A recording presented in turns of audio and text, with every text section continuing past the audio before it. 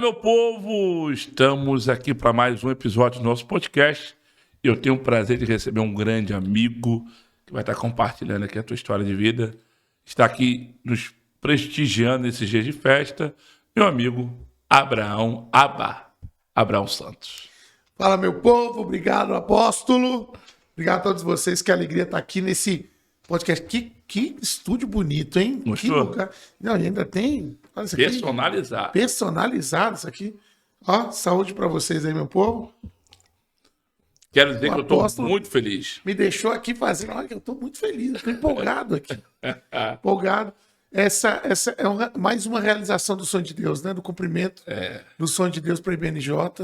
É mais uma forma da gente acreditar que a gente vai chegar na casa do povo, né? A nossa intenção é exatamente essa. Que loucura, que loucura. Que alegria estar aqui. Obrigado pela honra e obrigado também por me dar esse espaço aqui para fazer isso. Eu sou grato de verdade pelo teu sim, né? Tá aqui com a gente nesses dias de festa. Ele está celebrando 14 anos. E eu queria muito que você falasse pra gente quem é o Abraão. Fala um pouco da história do Abraão. Cara, o Abraão, né? Vamos começar por 2 anos antes da minha vida, né? Porque minha mãe, ela teve câncer no útero, né? Ela teve câncer no útero e o médico já tinha marcado a cirurgia para ela arrancar o útero. E um dia ela estava num culto normal, um culto de quarta-feira à tarde, aqueles cultos de Vitória, e um profeta levantou ela no meio do povo e disse para ela que ela seria curada naquele momento e que o sinal da cura dela era um filho. E o filho seria Abraão e ele seria profeta nas nações. Uau. Então tudo começa, a minha história começa nesse momento bem trágico da vida da minha mãe. Ela tinha ali os seus 33, 34 anos e ela recebe essa palavra. Tempos depois era totalmente curada e ela e meu pai creram nessa promessa e depois de 2 anos ela engravidou e ela já sabia que essa gravidez seria diferente. Sim. Né? E durante essa gravidez toda, sempre muito na igreja, sempre muito em vigília, ela é de Monte, né? Naquela época do Monte, crente antigo sabe o que é Monte, né? E com 9 meses ela estava numa vigília aí na cidade de Brasília e ela começou a sentir as dores do parto dentro da vigília. Isso. E eu costumo dizer que eu estreiei no mundo no fogo, né? E ela pediu para uma irmãzinha, continuar o culto, que ela ia no hospital ali para ter o Abraão. Uau.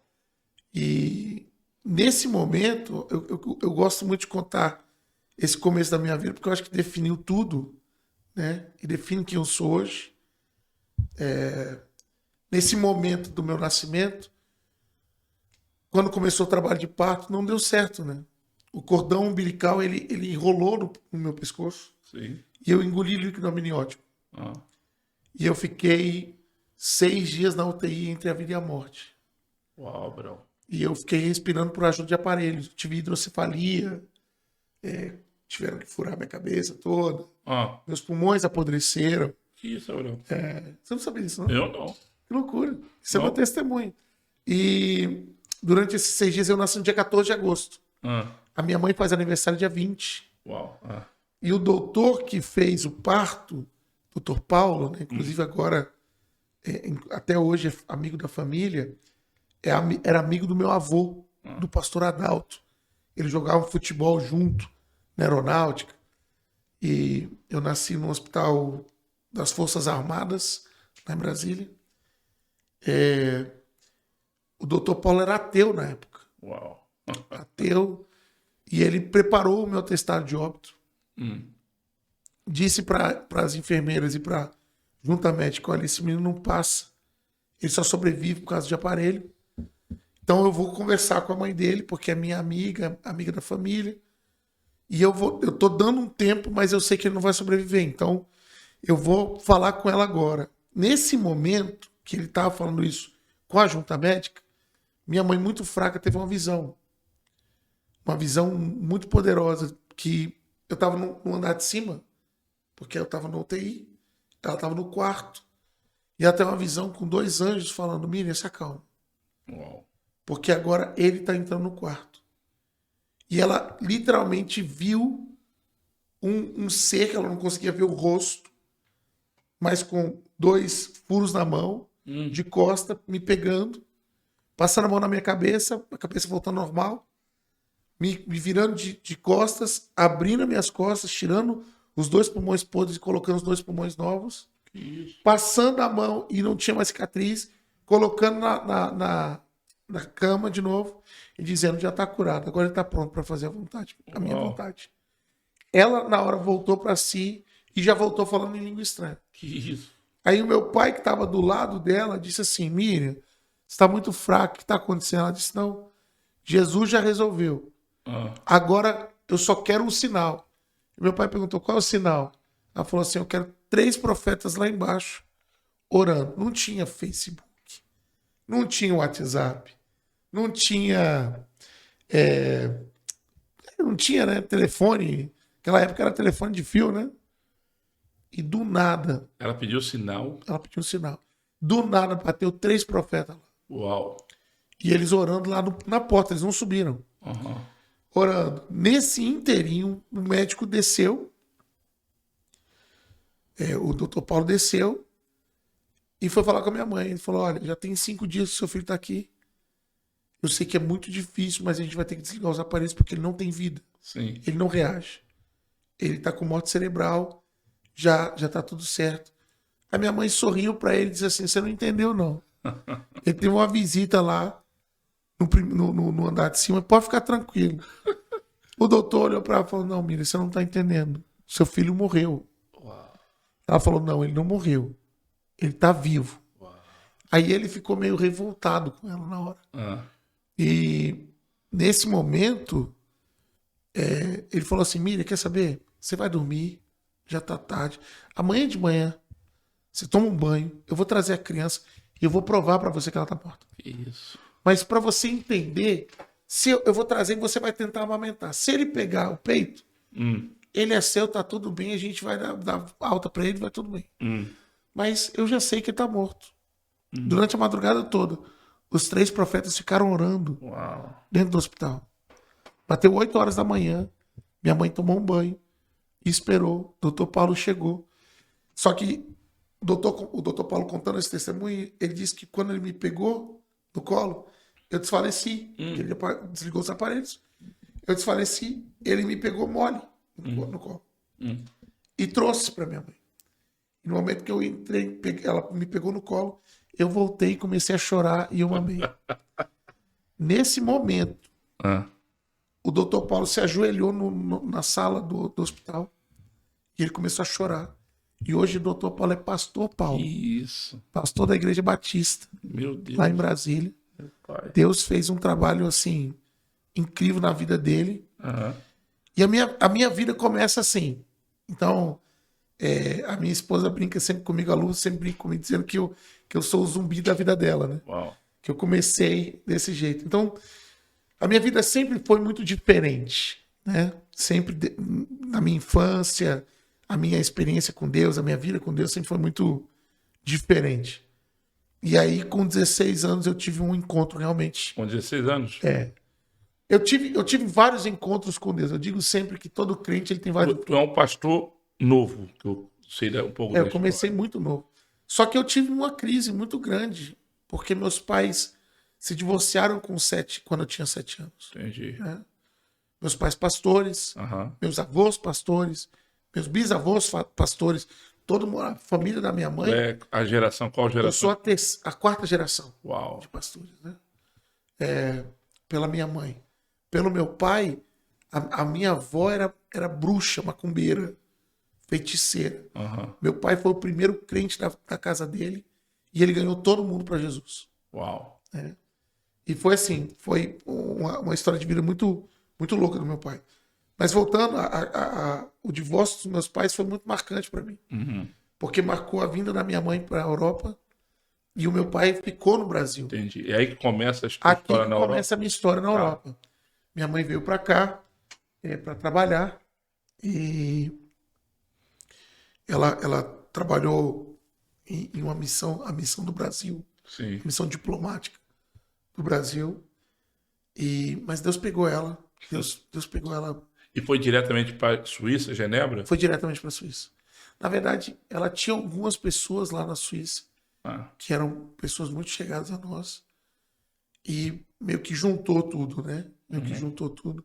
Mas ela já veio com o coração já sabendo que Deus ia fazer alguma coisa. Só que eu vivi dos meus 7 anos até os meus 14 sem pai. Isso marcou profundamente a minha vida. Entendi. Principalmente porque todo mundo cantava para mim Pai Abraão. Né? Então a brincadeira das crianças na igreja, a brincadeira das pessoas quando chegavam perto de mim era Pai Abraão, tem muitos filhos. Sim. E eu falava assim, como é que eu vou ser pai se eu não tenho um? Como é que eu vou pensar em pai se nem existe essa figura na minha cabeça? Sim. Então, dos 7 anos até os 14, eu tive uma crise muito profunda de identidade. Minha identidade em Deus não existia. Era eu vendo a minha mãe expulsando demônio subindo na parede. Ela tem uma ministério de libertação muito grande. Isso que eu ia te perguntar também, depois tu fala um pouco sobre isso. Assim, eu vi muita coisa. Eu acho que por isso que eu sou até um pouco traumatizado. Porque eu vi muita coisa na minha infância. Só que, ao mesmo tempo, eu estava com um buraco na minha família. Né? Estava com um buraco na minha estrutura de identidade, de menino, de alguém que colocasse um nome pai naquela ausência. E com 14 para 15 anos, eu já estava quase ateu já. Sério, bro? Totalmente marxista. Porque uma das coisas que minha mãe sempre inseriu na gente, tanto eu nos meus irmãos, é a leitura. A leitura foi não foi algo forçado. Foi algo natural, que ela inseriu muito bem e a gente começou a ler demais. Só que quando eu cheguei com 12 anos, 12 para 13, eu vou falar dos 18, mas quando eu cheguei a 12 para 13, eu comecei a ler sobre religiões. Certo. E lá na Suíça, a escola, você sabe como é que é. Já estava na Suíça. Já estava na Suíça. A escola era totalmente ateia, marxista, né? E aí eu começo a descobrir o ateísmo. Eu começo a descobrir a filosofia, né, a filosofia de ser humanista. Certo. Onde o centro sou eu e tal. Sim. E, cara, eu peguei um livro de Max Weber, primeiro livro da minha vida, que marcou. Eu falei, cara, a igreja, onde a igreja pereceu, é a sociedade que vai construir. Onde a religião não conseguiu chegar, a sociedade vai construir. Então eu comecei a ficar meio doidinho. Certo. E eu comecei a realmente desacreditar de Deus. Mas você também acha que não é uma influência da Europa, da cultura Com europeia? certeza. Sim. Não, porque, por exemplo, meu melhor amigo era muçulmano. Certo. O meu outro amigo, ele era de origem católica, mas nominal. Sim. O meu outro amigo era albanês. E ele tinha essa coisa muçulmana, mas era meio estranho, assim. O outro amigo era hinduísta.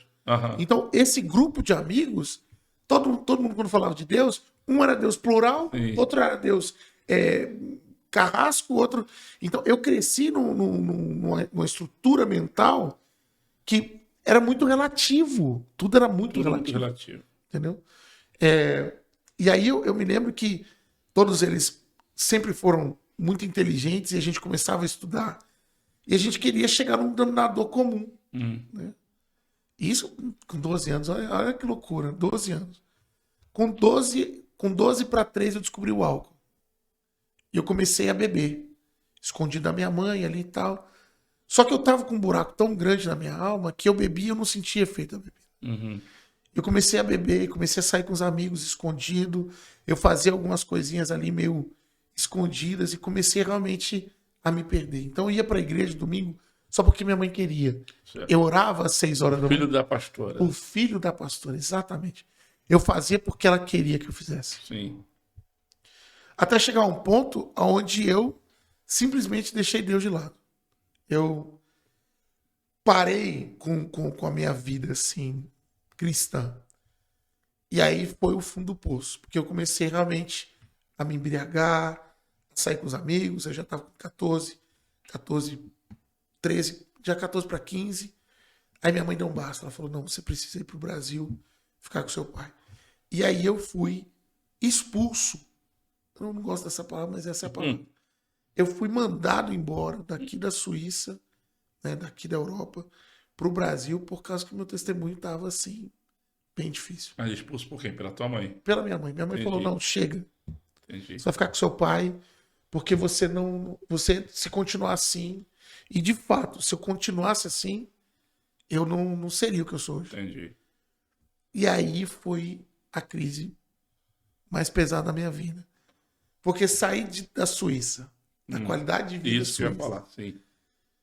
sair daquela vida de videogame dentro do quarto, televisão, comida à vontade, você não tem preocupação com nada, para ir para um lugar onde, na família do meu pai, eu não tinha lugar para morar com ele. Eu tive que morar sozinho.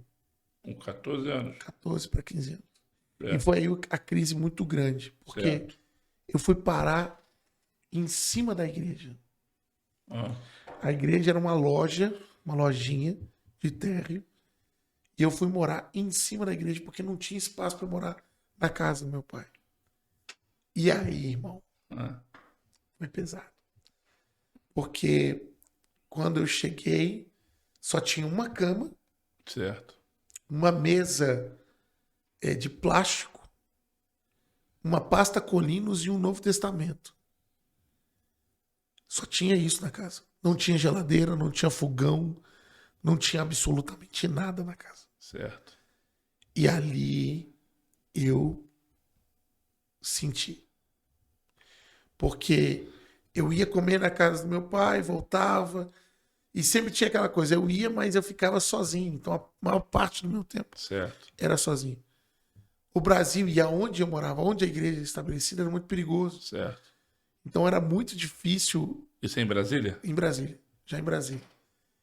E aí foi difícil. Foram 3 anos de extrema crise no sentido Então, dos de 14 aos 17 anos, tu é criado sozinho. sozinho, totalmente sozinho. E cara, ali eu cheguei no fundo do poço. Porque eu quis me matar. Que isso, Abraão? E aí eu entrei numa depressão muito profunda. Certo. Eu quis me matar. Preparei tudo. Fiz o teste da Gillette para abrir meu pulso. Abri o chuveiro para cortar meus pulsos e morrer. Eu já estava decidido. Fiz a carta.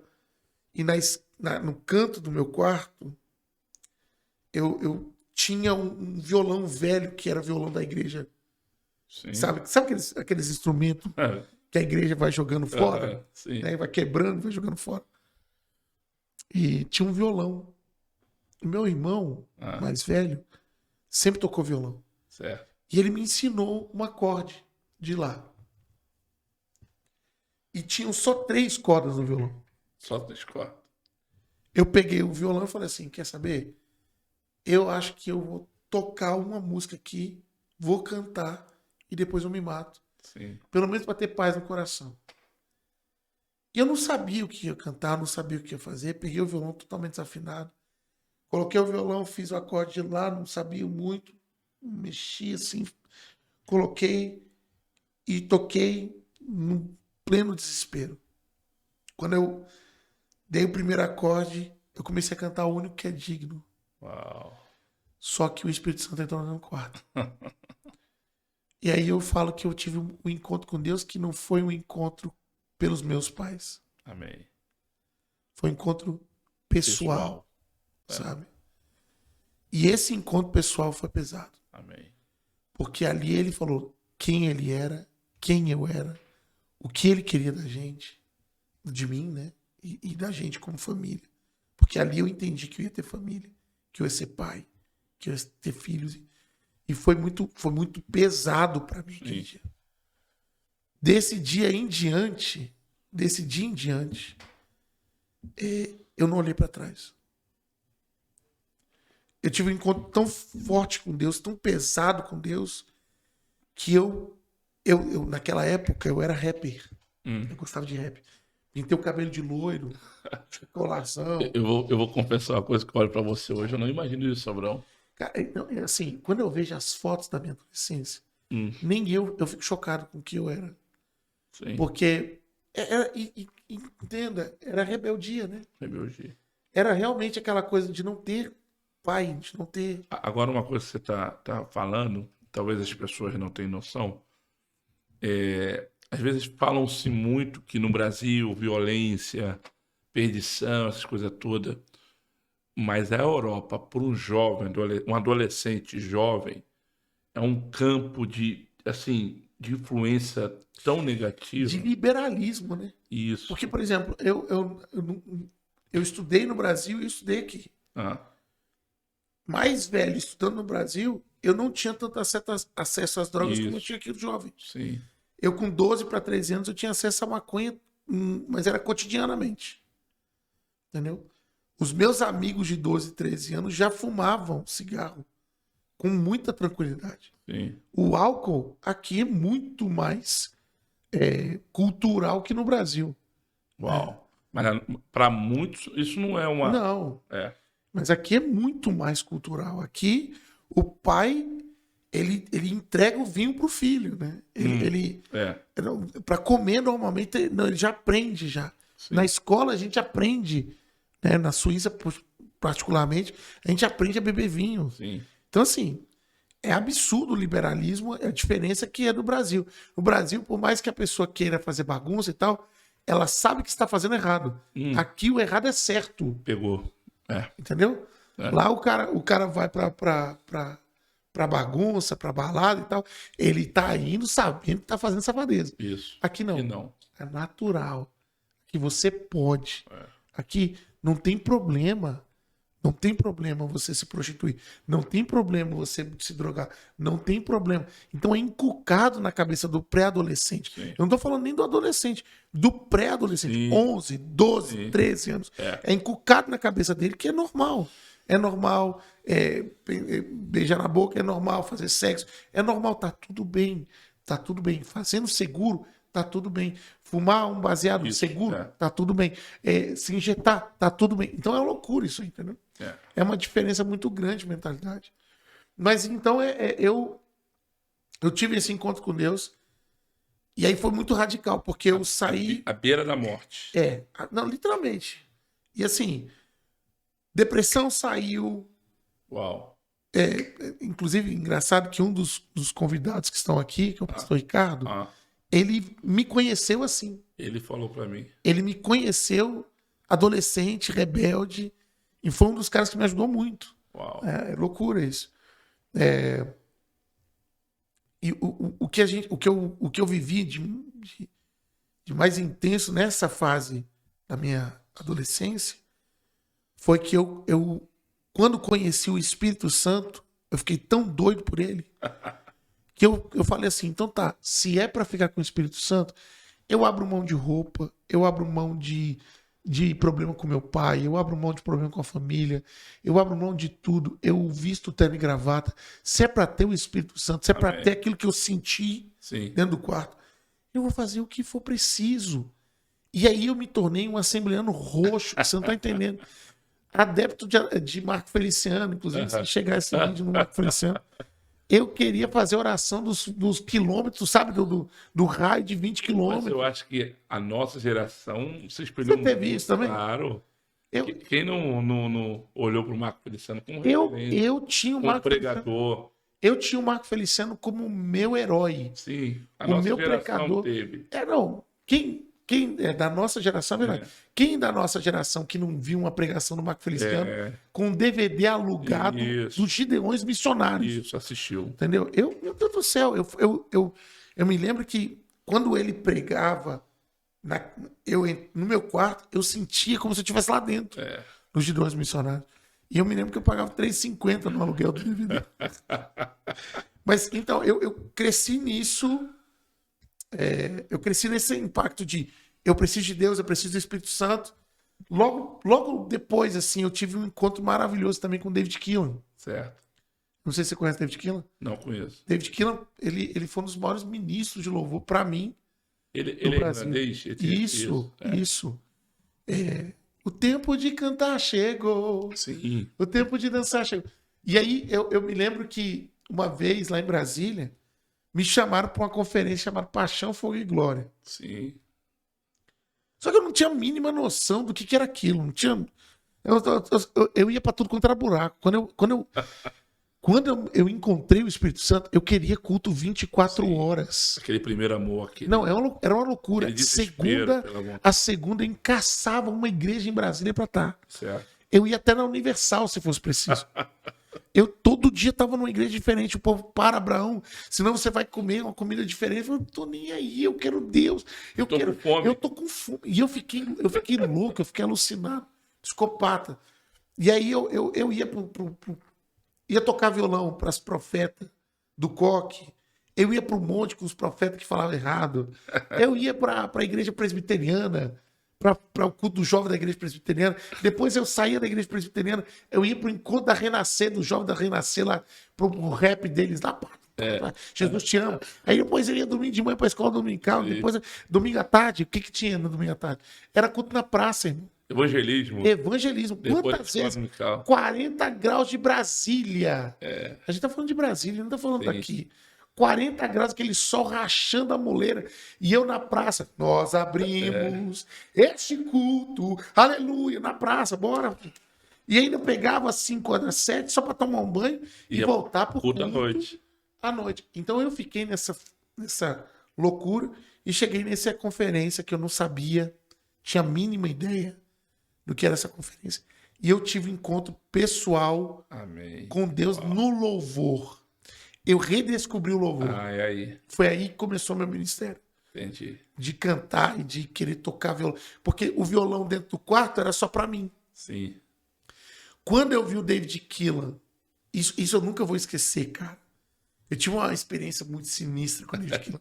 Conta. David Keelan começou a ministrar, tava Judson de Oliveira, outro doido também, profeta. Aí o Judson de Oliveira tava lá.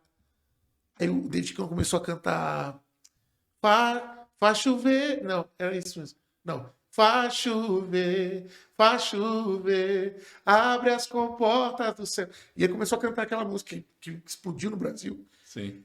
Só que naquela época ele estava no comecinho. Sim. Então não era o David Keelan, era algum cantor que foi lá e eu gostei e eu fui.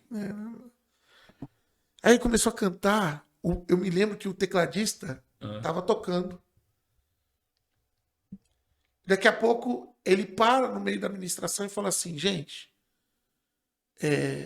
eu vou pedir, não a chuva de Deus, eu vou pedir que uma gota da glória de Deus desça aqui para cada um. Uau. Eu não quero que todo mundo saia daqui. Eu creio que uma gota basta. Uau. E eu tava aqui e o palco tava nem 10 metros de distância. Sim.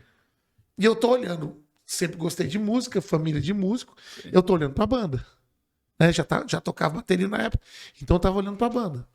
Pra mim a banda chamava a atenção. Então bateria foi o seu primeiro instrumento? Sempre, desde pequeno. Entendi. Desde pequeno foi o primeiro instrumento. Então pra mim violão, cantar era impossível. Eu não queria isso. Até os 16 anos de idade. Sim. Olha que coisa incrível. David Keelan, ele fala, Senhor, uma oração muito simples, Joe, muito simples. Ele levantou a mão e falou, Senhor, que uma gota caia na cabeça de cada um. Uau. Em nome de Jesus. Pronto, cara. Eu só vi uma galera fazendo assim, ó, caindo pra tudo quanto é lado. E o fogo caiu, mas assim, um fogo que, meu Deus do céu. Nessa primeira leva que caiu, o tecladista caiu.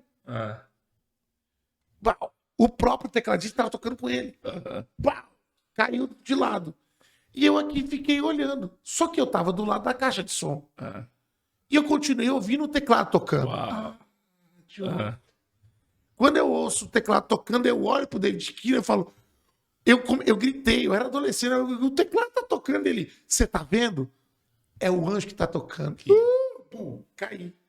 Eu acordei horas depois fui arrebatado, vi o céu. Foi um negócio tão surreal. E foi a primeira vez que eu vi o poder da adoração. E aquele dia marcou o meu ministério de adoração. De falar assim, agora eu vou cantar. E eu quero isso todo culto. Eu não aceito menos do que isso. O David Keelan fez, eu vou fazer. E com 15 anos, você sabe. Você acha que pode todas as coisas naquele que te fortalece. Então eu falei, agora. Só que eu voltei para a realidade da Assembleia de Deus. Sim, que é... Trenzinho da harpa, irmão. E aí eu queria cantar e tocar Poderoso Deus e o fogo cair. Todo mundo falando, não. O pastor tocava sininho na época. E aí foi difícil. Porque aí eu vivi outra coisa que foi a submissão à liderança. E, cara, isso forjou tanto meu caráter. Forjou tanto meu caráter. De eu saber que mesmo tendo unção, eu tenho que respeitar um profeta mais velho. Amém. Sabe? De você chegar e falar assim, não, calma aí, eu sei que se eu fazer aqui, se eu fizer, Deus vai bradar, mas o meu profeta, o meu pastor tá dizendo não. É não. Aí eu me lembro muitas vezes de eu chegar num púlpito e falar assim, agora hoje, sabe? Eu tava carregado a unção, orando, jejuando, lendo a Bíblia que não louco. Eu chegava na igreja falando assim, agora, vai vir, e agora? E aí o meu pastor falava assim, você tem 5 minutos. E eu fazia em 5 minutos. E eu tinha que entregar o microfone. Quantas vezes eu não conseguia fazer nada. A glória de Deus descia, eu falava, pega aqui, eu ia embora, sentava. E o pastor, parabéns. E se eu não fizesse isso, era uma correção no final do culto. Eu falei para você fazer em 5, por que você fez em 20? Sim. O que está acontecendo? E aí eu fui sendo treinado na submissão, que foi incrível. E eu agradeço a Deus pela escola da Assembleia de Deus. Com certeza. Formou muita gente. Pelo amor de Formou Deus. muita gente. Eu posso dizer para você que o meu caráter ministerial, minha ética ministerial vem toda da Assembleia. Vem toda da Assembleia. Por mais que hoje eu seja um pastor super inovado, né, e tal, pai, que é aquela coisa. E aí quando eu olho pro meu Instagram, eu falo, pastor light. A minha escola, o meu pensamento, a minha vida foi assembleana. Então, assim, ali eu entrei no ministério. Com 16 anos fui consagrado diácono. 16 anos. E na Assembleia de Deus, como eles são tudo doidos, ele já coloca o diácono para trabalhar, né? Tinha uma congregaçãozinha sem pastor. E aí o pastor falou assim, eu vou te convidar para pregar numa Santa Ceia. Aí chamou o diácono. O diácono irmão Abraão. Terno creme, camisa amarela e gravata vermelha. E ali eu fiz minha primeira pregação pensando eu que era só uma pregação, mas eu não sabia que eu estava sendo testado para ser a minha primeira congregação. Uau. Depois da Santa Ceia, o pastor chega, ele não tinha falado nada comigo, não me perguntou nada. Ele só falou para os irmãos, vocês gostaram do irmão Abraão? Todo mundo, não. Vocês querem que ele volte? Sim. Então tá, ajoelha aqui que você vai ser consagrado agora. Não. Assim, não teve, você quer, você pode. Não foi assim. Se ajoelha. Que agora você é encarregado da congregação. Eu quase morri. Eu falei, gente, peraí, eu não sei. Você tá solteiro ali. Não, 16 anos, Diogo. Quando eu olho hoje eu tenho um filho de 14. Quando eu olho pro meu filho e eu me vejo, eu falo, que loucura foi essa, bicho? Porque eu olho pra trás, eu não tenho noção, às vezes, eu não tenho noção do que eu vivi. Certo. 16 anos. Eu não era só um corpulento, não tinha nada. Mas eu me lembro que eu falei para Deus, eu falei, Deus, eu vou te entregar tudo. Certo. Eu acho que é uma das maiores orações que eu peço para Deus, que eu faço até hoje. Que se for para fazer alguma coisa para Ele, que eu faça tudo. Amém. Para duas pessoas ou 20 mil, é do mesmo jeito. Um culto pequeno, um culto com muita gente, com pouca gente. Não é porque não existe culto pequeno ou grande, mas um culto com pouca gente ou muita gente, ou um culto com conferência ou culto de quarta, a intensidade é a mesma. Então eu fui muito intenso com Deus. É bom falar sobre isso porque, vamos falar de nível de Europa. Claro. Tu pega uma igreja grande na Europa, que é uma igreja de 100 membros. Aí tu pega o Brasil, nível a igreja Brasil. é grande, né? A igreja é grande. Aí tu pega o Brasil, igreja pequena, não sei. Mas tu não acha que Deus também nos treina para isso também? Com certeza. Porque a maior parte do meu ministério aqui na Suíça, aqui na Europa, não foi com mais de 100 membros. É. Agora que a gente está conseguindo Sim, romper barreiras. É. Entendeu? E assim, vou dizer uma coisa para você. A realidade não é de 100. 100 é muito bom. Essa é muito bom. 100 é muito... Cara, 100 é um... Olha, o cara quando tem 100 ovelhas... Porque tem 100 pessoas ali, mas 100 ovelhas. Ele pode cantar Oséias de Paulo. Entendeu? Não sei, porque não tem condições. A nossa realidade, eu sei que você viveu essa realidade, Sim. eu vivi essa realidade. Muitos pastores na Europa vivem essa realidade de ter 20 pessoas num culto de quarta, 10 pessoas no culto de quarta. Sim. Entendeu? Eu vivi isso e assim, se brincar, dá para viver ainda. Sim, claro. A perspectiva, a visão da igreja europeia é muito diferente. Né? Eu ouvi um tempo atrás, eu não sei quem disse isso pra gente aqui. Tu vê a Europa, um país de primeiro mundo, com igrejas de terceiro mundo. Quando você vê o Brasil, tu vê o Brasil, um país de terceiro mundo, com igrejas de primeiro mundo. Exatamente, exatamente. E as pessoas não têm noção que é um campo missionário. É até bom você falar um pouco sobre isso, porque tu tem muita história no continente europeu. Fala sobre a missão que é a Europa, que talvez as pessoas não tenham noção. Cara, a Europa, assim, cada vez que eu viajo mais pelos países, cada vez que eu vou encontrando pastores e líderes, principalmente europeus, eu vejo que a Europa, ela, além dela ser um campo árido, né, difícil de trabalhar, Sim. não é que não é infértil, é árido. Sim. Tem duas diferenças aí. São duas coisas. Além de ser isso, a mão de obra pastoral ela não é preparada para esse tipo de trabalho. Verdade. Então, assim, o que eu tenho observado ao longo desses 14 anos agora como pastor, 17 anos como pastor, né? Eu tenho um tempo de pastor aqui na Europa, o tempo de casamento. Então, fiz 17 anos de casado. Entendi. Tenho 17 anos de pastor aqui. Ao longo desses 17 anos, eu vi muita gente boa vindo para cá. Muito. Eu vi muito pastor bom vindo para cá. Sim. E não conseguindo. E não consegui. E não virou, não vingou. Certo. Por quê? Porque ele estava acostumado com a facilidade do Brasil. Sim. Ele vinha com as ferramentas do Brasil, com o marketing do Brasil, com a linguagem do Brasil. Ele vinha pensando que, como no Brasil, ele fazia aquelas coisas, dava certo aqui, tá tudo bem, tá tudo... E não é assim. Não é assim. A realidade da Europa é uma realidade completamente atípica. Ela é diferente dos Estados Unidos, Sim. Ela é diferente da América Central, ela é diferente da África, ela é diferente da Ásia. A Europa, ela é diferente de tudo. Se você olha para a igreja na Europa, é uma igreja carregada, é uma igreja sobrecarregada de história, é uma igreja sobrecarregada de dogmas, né, culturais, ou países, por exemplo, como a Suíça, países são cansados pela religião, ou países são usurpados, como Portugal, Itália, Espanha, são usurpados pela religião. Certo. Então, ou o europeu tem medo, né, do novo, ou ele tem abuso pelo novo. Não é como a gente no Brasil, que desculpa falar, mas até o macumbeiro, você fala, Deus te abençoe, e fala, amém. Entendeu? É diferente aqui. Então, o pensamento da religião na Europa, ao meu ver, né, na minha opinião, é que o solo é mais difícil. Ele é mais duro, tem mais pedregulho. Sim. Sabe? Só pastor bulldozer, sabe aquele bulldozer que tira pedra? Só pastor que quer realmente pegar pedra que consegue virar, que consegue vencer aqui na Europa. Certo. Pastores que querem trabalhar com terreno fértil não precisam vir para cá. Não tem para que vir para cá. Né? Mas o pastor vai nos Estados Unidos e faz uma igreja. Tá, os Estados Unidos não tem nada a ver. Nada a ver. Porque é uma nação evangélica.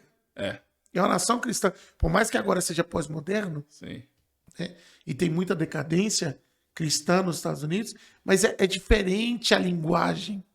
Aqui a gente está falando de humanismo puro, quando a gente fala do europeu, né? E quando a gente fala do imigrante, eu vou deixar você falar. O que você pensa do imigrante? Que vem para cá? Bom, ser bem verdadeiro. O imigrante, vou dizer, na nossa nação, o Brasil. Por mais que nós temos uma competência de missionários, de pastores excelente. Mas o camarada que sai do Brasil, ele não vem visando o reino. Ele vem visando uma qualidade de vida. E aí que tá o problema, né? Que tá o problema. Aí que mora o problema. E o membro imigrante? Aí ele vem com a cabeça do Brasil, pensando que a igreja é do Brasil, que o pastor é do Brasil. Que o pastor dele é do Brasil. Que é do Brasil. E outra, que o dízimo dele também é do Brasil. Isso, com certeza. Ele come aqui, mas paga lá. Exatamente. E a maioria já vem com esse pensamento. Eu vou ficar 3, 4, 5 anos e vou voltar. E ele pensa, eu acho que o lance é o seguinte, você falar sobre isso é interessante. Porque ele não vê a igreja aqui como ter necessidade. Ele acha que quem tem necessidade é a igreja do Brasil. Então, hoje eu estou ganhando bem, eu vou ajudar a minha igreja no Brasil. Mas ele não consegue entender que para manter uma igreja aqui é caríssimo. Não, e é impossível. Quando eu falo de impossível, quantos nãos você já levou de imobiliárias, de prefeitura? No Brasil, o cara ouve não, mas o não dá para contornar. Sim. No Brasil... Qual a perspectiva hoje, por exemplo, de uma igreja na Europa? Por exemplo, eu estava em Londres ontem. Certo. Tá? Estava no centro de Londres. Estava com o pastor Éder no centro de Londres. Qual a perspectiva de uma igreja ter uma sala no centro de Londres, cara? Onde o aluguel lá, de 100 metros quadrados, é de, sei lá, 40 mil pounds. Uhum. No Brasil, o cara paga um aluguel de 40 mil reais? Paga. Mas ele tem pessoas que têm condições financeiras que estão dentro da igreja. Agora, o pastor de imigrante, onde a maioria não tem condições financeiras, é impossível. Aí quando a gente fala, não, mas não, nada é impossível para Deus. Tudo bem. E a gente acredita, por isso que a gente está aqui. Mas a dificuldade é outra. A conversa é outra. Pastores de imigrantes aqui sofrem muito. Eles sofrem por cuidar de pessoas imigrantes, na grande maioria, né? Grande maioria, sem documentos. Né? Tem uma realidade completamente diferente de pastor. Por exemplo, pastor no Brasil é pastor. Pastor aqui é pai, é tio, é amigo. Pela ausência e a carência que é as o pessoas sogro, têm, é a sogra, é o vô. Eu não sei se você já teve esse sentimento. Sim. Mas eu tive um sentimento, por exemplo, pastoreando, que filho do membro da minha igreja era meu neto. Porque eu senti, porque aqui é diferente. O sentimento é de família. E tem que ser. E porque o cara quando morre ou sofre ou isso, a gente não faz como no Brasil. E olha que no Brasil a gente tem presença. Mas aqui a gente é embaixador.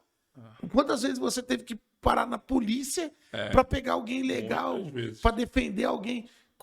Eu tive caso que meu número estava no banheiro de um centro de retenção. O centro de retenção é um lugar onde o imigrante ele fica retido, né? E aí, isso foi bem no início da igreja. Eu tinha o meu nome e o meu telefone. Uma certa vez, um árabe me liga e aí fala, gostaria de falar com o pastor Diogo, né? O pastor Diogo. Eu falei, sou eu. Eu falei, não, você está me ligando. Ele fala que é do centro de retenção. Eu falei, mas como você tem meu número? Aí ele falou assim, não, porque eu peguei aqui no banheiro do centro de retenção. Você imagina, o povo escreveu para... Quantas vezes eu tive que ir na polícia ou na fronteira para acompanhar casos. Agora mesmo, não tem 2 meses, que eu tive para a polícia ficar sendo literalmente advogado. Eu já fui advogado né? também. Advogado contando e tal, para tirar pessoas de lá. Assim. E aí, essa realidade... Não existe, porque para você fazer isso no Brasil, o cara tem que ser criminoso. Aqui não, a gente tá falando de família de bem. Verdade. Tá entendendo? Trabalhador, o cara é honesto. Só que não tem um papel, um documentozinho, um pedaço de plástico para justificar. Entendeu? Então, assim, são coisas que a gente vai vivendo e que a gente vai experimentando. E o Brasil e nem o mundo tem noção do que a gente vive como pastores, né? De imigrantes. Então, assim, como imigrante, já é uma dificuldade. Com europeu, eu não sei se você sente o sentimento que hoje, pastores, principalmente pastores imigrantes, quando tem algum europeu dentro da igreja, é quase um troféu da Champions League. Assim, eu falo com muito orgulho. Não é? É quase um troféu. O cara chega, esse aqui é um fruto nosso. Né? Porque é um orgulho. Você orgulho. Não, você não tem noção. Porque é difícil. Difícil. Cara, mas quando o europeu se converte mesmo. Qualquer um, quando se converte mesmo. Verdade. Só que a gente vê que aqui é diferente pelo contexto. Sim. Como eu estou falando, para mim, a minha visão é que o campo é árido. É árido. Diogo, o campo é árido, é cheio de pedra, pedregulho. É você, por exemplo, a gente conversou sobre isso no ano passado. Eu falei com você, a taxa de retenção de pessoas na igreja por ano. Igrejas no Brasil, eu fiz um estudo básico com os números da nossa igreja, com o número do Brasil. A taxa de perda natural de igreja, né? Saída, foi embora, mudou-se. Não estou falando de gente que, né, não é problema de igreja. Sim. É aquela perda natural, a pessoa conseguiu um trabalho melhor numa cidade vizinha, então ela foi, Sim. ou ela foi para outro país e tal. A taxa de perda normal por ano é de 15% a 20% no Brasil. Na minha igreja, eu não sei, na sua, eu até fiz essa pergunta para você, né? Eu fiz para outros pastores também, eu percebi que não é muito diferente. Não é. É de 30% a 40%. Então a gente está falando que de 2 em 2 anos a gente perde uma igreja. Perde uma igreja. Tá entendendo? É muita gente indo embora. O cara não dá certo aqui, vai para Portugal. Isso aí. Se ele não dá certo aqui, ele tá procurando a melhor proposta. A melhor proposta. Você falou tudo. Então, essa dificuldade de ser pastor é assustadora. Porque aqui a gente não tem o cara que trabalha das 8 às 5 no escritório. Entendeu? E ele vai para casa, toma um banho e fala, tô cansado. A gente tem gente que trabalha quebrando literalmente pedra. Entendeu? E vem para cá. E trabalha, e é voluntário. E eu vou dizer uma coisa para você, agora não sei se você concorda comigo. Eu vejo muitos pastores no Brasil falando de voluntariado. E eu amo essa visão, nós amamos. Amamos muito. Só que para mim, voluntário de verdade que a gente vive. De caras que, por exemplo, lá na nossa igreja... Ninguém é salariado aqui, não. Não, pra você ter ideia. Tem que ser na voluntário. Nossa igreja, tá? Tem mulheres que trabalham em, sei lá, 18 casas por semana. E que chegam 6h30 ou 7 horas da manhã no domingo para preparar o nosso culto. Isso. Aí quando você vê uma pessoa que faz limpeza em 18 casas a semana inteira e ainda tem garra para acordar de manhã no domingo, para ir limpar a igreja, para preparar o ambiente, para fazer um culto sobrenatural, eu chamo essa pessoa de voluntário. Tá entendendo? Corta aí. Porque isso aqui, eu tô falando de mim, gente, perdoa. Não, ótimo. É porque, na verdade, tem gente e tem gente. Você pega uma pessoa que trabalha no escritório, uma pessoa que trabalha... Claro. É diferente. É diferente.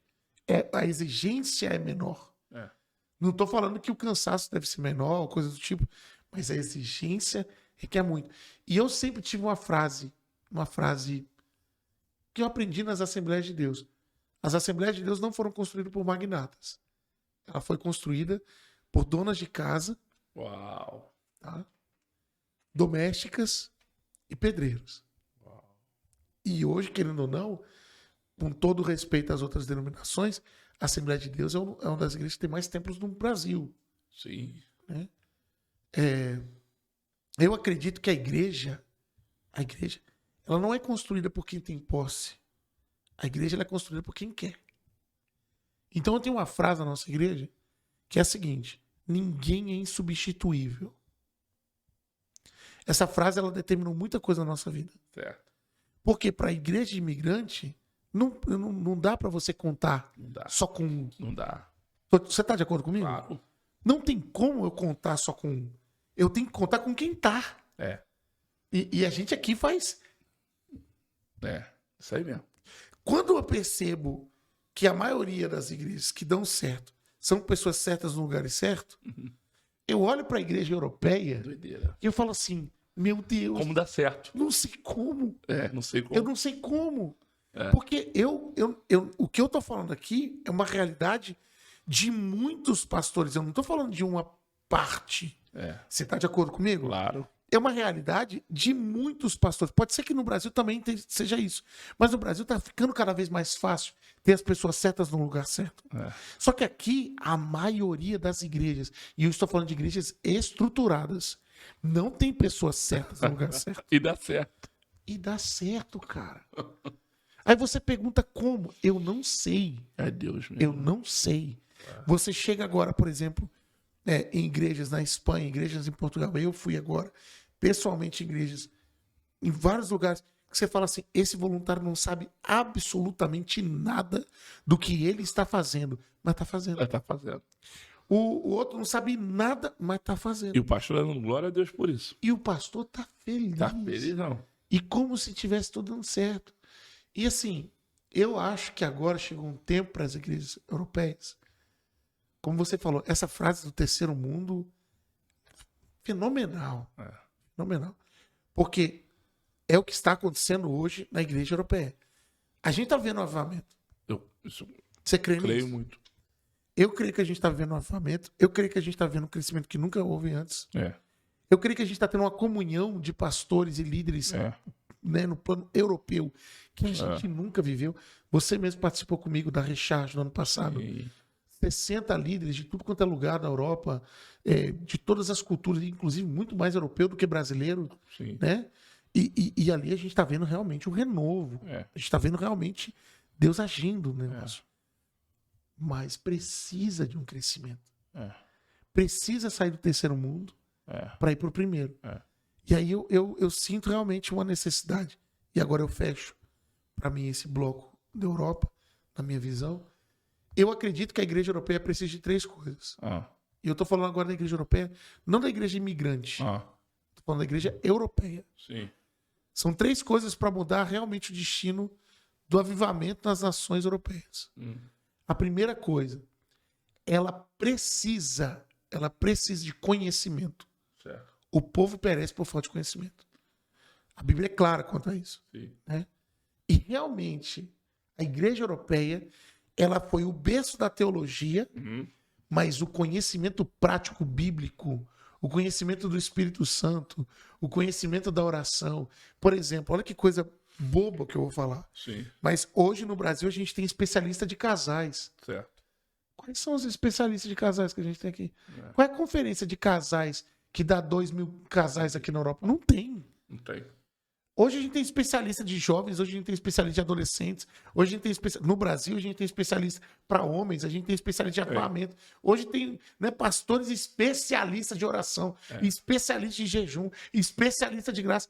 Cadê esse povo aqui? Não tem. Não tem material disponível em francês. Não tem material disponível. Nos Estados Unidos você pode ter, mas aqui na Europa não tem. Não tem. Aí você se pergunta, o que está acontecendo com a igreja? A igreja precisa de conhecimento. A igreja precisa de um conhecimento prático.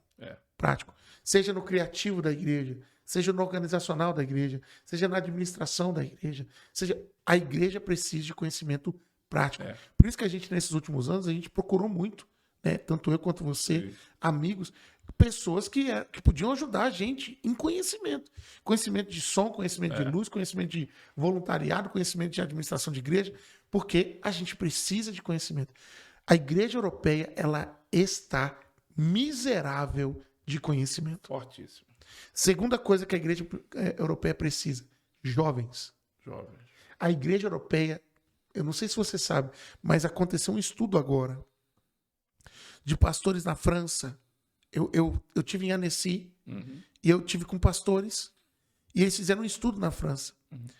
Hoje se aposentam mais pastores do que entram pastores no ministério. Uau.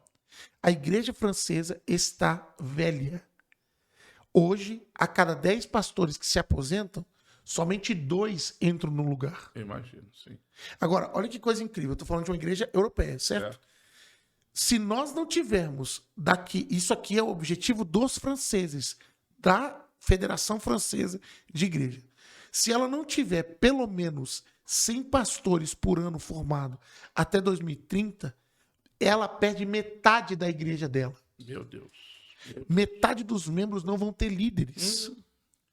Aí você pergunta, o que está acontecendo? O que está acontecendo hoje é um envelhecimento macro na igreja europeia. Uau. Isso na Inglaterra, na Espanha, em Portugal, na França, na Suíça, na Alemanha, meu Deus. Na Itália, meu Deus. Aí você vai ver, na Áustria, o sangue de Jesus tem poder.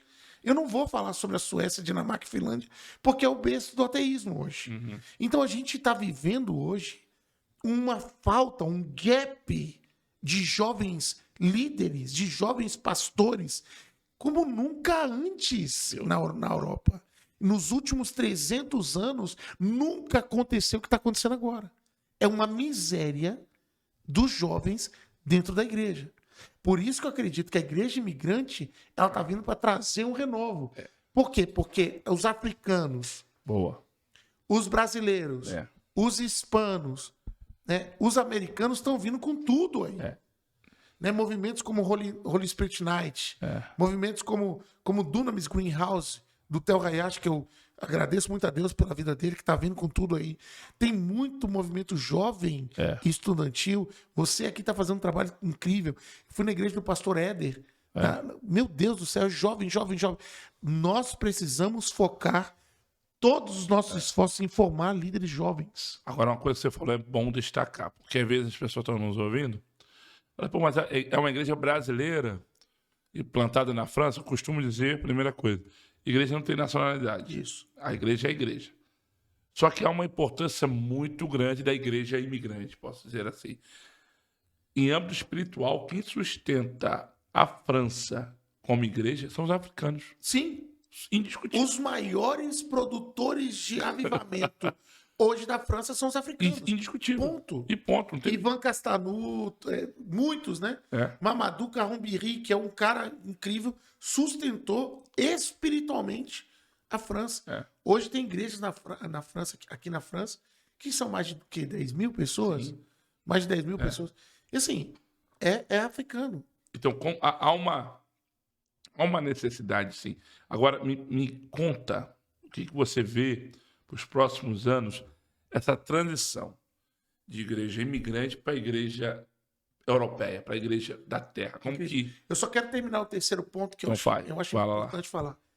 Só haverá um crescimento exponencial das igrejas europeias se elas se inovarem e se contextualizarem para os dias de hoje. Por exemplo, hoje a IBNJ entrou num padrão global, que é podcast. Hoje essa é a nova informação. Né? O mínimo das igrejas hoje na Europa é que cada uma tem o seu podcast. É que cada uma tem as suas informações. É que cada uma... Nós precisamos de inovação e empurrar a inovação a um nível onde as pessoas de hoje, das grandes capitais europeias, nos ouçam. Entendeu? Então, são 3 coisas. Primeiro, eu acredito que a gente precisa hoje de conhecimento. Segundo, de líderes jovens de no máximo 25 anos com muita capacidade dinâmica. Terceiro, uma igreja que se inova de um jeito que ela leve o futuro. Ela carrega o futuro, não o futuro que carrega ela. Forte. Tá? Então, essa é a situação. Agora, vamos lá para essa transição tão poderosa que eu acho que todos nós estamos vivendo, né? Sim. Hoje, eu posso dizer, eu posso falar de você, eu posso falar do Éder, eu posso falar do pastor Jackson, eu posso falar da Roslyn. Roslyn, eu, inclusive, quero destacar aqui nesse podcast, quem ouvir isso no futuro, se você quer conhecer a igreja europeia, você não pode deixar de conhecer a Roslyn. Né? A apóstola Roslyn, ela chama pastora, mas para mim é apóstola. Com certeza. Ela é a maior apóstola da Europa hoje, para mim, de todas as igrejas europeias que eu fui. Ela faz um trabalho alinhado nisso que eu estou falando. Ela é incrível, essa mulher é incrível, merece honra, merece realmente E uma mulher. Não, É bom assim, destacar.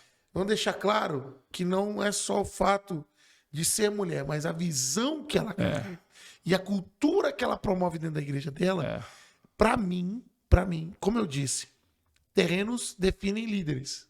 Uau. Né? Se num terreno fértil um líder produz 20 mil, glória a Deus. Mas se um terreno árido, cheio de pedra, um líder produz 120 igrejas, Filho. vamos respeitar, né? Respeita. Então, para quem não sabe, procure Sabaoth Church. Não é minha igreja, Não é mais. mas eu tenho que falar isso Com em muito nome. orgulho. Eu tenho que falar isso em nome pro mundo. É. Para mim, hoje, a apóstola Roslyn faz um trabalho entre os top 10 líderes do mundo. Porque para o terreno que ela tem Isso. e pelo impacto que ela gera na sociedade, ela está fazendo muito mais que muito americano por aí. Isso. Tá? Fecha parênteses. Mas a transição para mim agora, dos próximos anos, dessa igreja imigrante para essa igreja europeia, eu acredito que é somente os imigrantes deixando de ser imigrantes. Mentalidade, comportamento. Eu tenho trabalhado nesses últimos 10 anos isso na nossa igreja. E é muito difícil, tá? Muito difícil. É muito difícil. É muito difícil. Porque falar para o imigrante deixar de ser imigrante, eu acho que eu entendo o dilema de Deus quando Deus perde a paciência com o povo de Israel, com os costumes egípcios. Sim. Eu entendo o dilema quando Deus fala assim, eu vou acabar com tudo. Sabe, lá em Números 14, quando os capitães querem, né, levantar... Um líder para voltar para o Egito? Exatamente. Eles não queriam o Egito. Eles queriam o que estava no Egito. Meu Deus. Eles queriam a cebola do Egito. É. Eles queriam... Sabe quando uma igreja imigrante deixa de ser imigrante? Quando a coxinha é transformada numa comida francesa. Isso aí. Você tá entendendo? Então, assim, eles queriam voltar pro Egito por causa da comida. Corta essa. Essa é forte. Não, mas presta atenção, isso me falaram esses dias, eu fiquei assim, eu fiquei pensando, meu Deus do céu, é verdade. Qual é a comida que fica na porta dessas igrejas da Europa? Porque da nossa igreja é a nossa comida. É o nosso jeito, é o nosso pensamento. E o que foi mais difícil para Deus foi a cultura egípcia está ainda no povo. Eles saíram do Egito. Mas a gente sempre falou isso, né? Mas só que não pega. O Egito não saiu deles. O problema da igreja imigrante, se é que a gente pode dizer isso, é que o Brasil, ou a cultura da pessoa, não sai dela. Então, enquanto a cultura é do Brasil, a paixão da oração, a paixão do clamor, a paixão da cultura, a paixão dos costumes, vai ser daquele país. Presta atenção. Faz agora uma oração, um encontro de oração, em qualquer igreja imigrante, pelo Brasil. Você vai ver gente chorando, gente clamando, babando. Senhor, muda. Agora faz pela nação que ele está. Oh, Senhor, abençoa. Que meu trabalho... Não, ele ora pela necessidade não tá vendo, básica. Agora mesmo, nesse exato momento. A França está vivendo uma crise política. O povo está na rua. Tem gente agora, nesse exato momento. Enquanto a gente está aqui, tem gente apanhando na Champs-Élysées. Você não vai ver uma igreja francesa fazendo o que a gente faz no Brasil, orando pelo Brasil. Você está entendendo? Eu acho que a mudança da cultura da igreja imigrante é quando ela orar pelo país. Você entendeu? Claro. É quando o imigrante orar pelo país como se fosse dele. É quando ele pegar os costumes do país como se fosse para ele. É quando ele entender que Deus tirou ele do Brasil. Não, ele não vai deixar de ser brasileiro nunca. Mas ele precisa falar, agir e viver naquilo que Deus plantou. Na terra onde foi plantado. Agora, olha que coisa incrível. A gente falou da cultura egípcia, né? Que era difícil de tirar. Mas ao contrário também funciona. Olha que coisa incrível. Deus tira José do povo hebreu. E coloca José nos costumes egípcios. Ele cresce nos costumes egípcios, administra os egípcios e se torna governador dos egípcios. Administra o dinheiro do povo egípcio a um ponto que eles prosperam. No ponto tão crucial de cultura que ele insere, né, na vida dele para o cumprimento da promessa, que quando os irmãos dele vão encontrar com ele, eles não reconhecem. Eles não reconhecem. Eu vou dizer uma coisa clara aqui. Sim. Se ainda existe reconhecimento da nação de origem, é porque a gente não está pronto para administrar o futuro. É forte. Porque se os nossos irmãos brasileiros reconhecem a gente, é porque a gente não pegou a vaca gorda. Agora, no dia que a gente mudar ao ponto dos nossos irmãos... É forte. Forte demais. Até eu, porque Jesus. Os nossos irmãos brasileiros olharem e falar assim, não, eles são de lá. Não dá para dizer que não é de lá. Aqui vai ser o ponto que a igreja imigrante se torna a igreja europeia. Que acaba se tornando sua terra. Eu digo sempre que eu comi mais fondue que feijão na vida. Quando você vai lá na Suíça, você sabe que eu faço questão de apresentar o meu povo. Sim. Eu vejo os suíços como o meu povo. A Genebra é a minha cidade. Eu nasci em Brasília, tenho orgulho de Brasília. Eu amo Brasília. Gente, eu amo Brasília. Nossa igreja Joá lá em Brasília, ó, um beijo na Joá Church lá em Brasília. É maravilhosa. Eu amo o meu povo. Mas eu sei que eu nasci para Genebra. Uau. Tu tem quanto tempo de Genebra? Eu tô com 37 anos. Eu cheguei lá com 7. Nessas indas e vindas, é quase 30 anos. Então, ou seja, realmente você está muito mais tempo lá do que no Brasil. Exatamente. E de verdade, eu vejo hoje o Brasil como meu país. Eu não estou dizendo, negue o seu país, negue sua cultura. Vocês estão me vendo falando português aqui, não tem sotaque de suíço. Exatamente. Não é isso. É coração. É mentalidade. É escolha. Deus me plantou aqui, eu vou viver daqui. Decidir amar a terra que Deus te plantou. Uma das tristezas muito grandes que eu tenho, e eu queria realmente compartilhar nesse podcast com os pastores, principalmente pastores que têm nacionalidade europeia.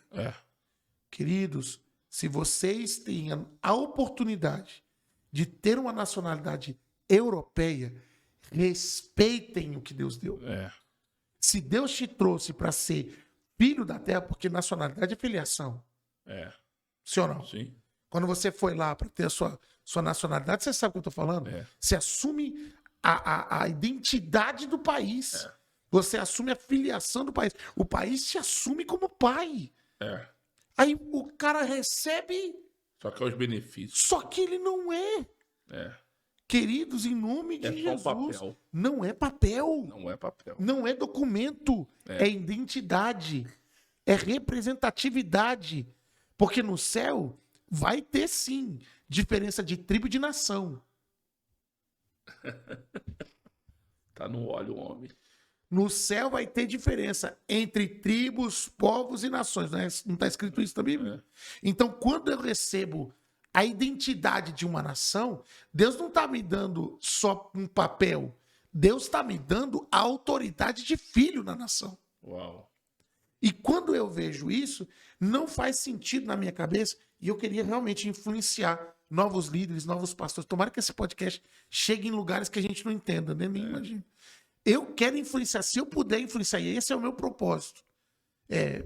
Você sabe o quanto eu sou apaixonado pelo meu país, né? Pela minha nação, pela Suíça. Vocês brincavam agora comigo, falando que eu falo que tudo é melhor lá. E eu vou ser o marqueteiro da Suíça. Eu gosto de dizer que tudo é melhor lá. O melhor chocolate, o melhor... Eu gosto de tudo. Tudo lá é melhor. Sabe por quê? Porque Deus me plantou lá. Deus te plantou lá. Deus me plantou lá. Eu tenho que acreditar. E não é só pelo acreditar,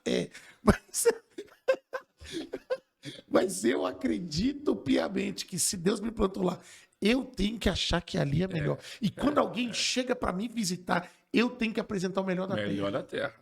Eu tenho que apresentar o melhor da terra. Mas o melhor da terra é uma batata com queijo. É o melhor. É o melhor. Mas o melhor da terra é um chocolate. É o melhor. É o melhor que eu posso dar? É o melhor que vai ter. Agora, essa questão da representatividade, e finalizando esse entendimento, para mim, igrejas imigrantes só vão existir enquanto os filhos deles não crescerem. Eu vou te dizer uma coisa que vai ser chocante. E para todo mundo aqui. Eu acredito que daqui a 10 anos, 10, 15 anos, os nossos filhos, você tem filhos da mesma idade que o meu. Meu filho está com 14 anos, daqui a 10 anos ele vai estar com 24. Os nossos filhos não vão querer saber da cultura brasileira. Boa, eu tenho um pensamento desse. Os nossos filhos vão olhar para os nossos líderes brasileiros e vão dizer assim, completamente inadequados. Aí eu pergunto para você hoje, você está fazendo igreja para quem está do teu lado ou para os teus filhos? Uau. Porque eu sei, meus filhos, eles falam francês comigo, eu obrigo eles a falarem português, mas eles só querem falar francês.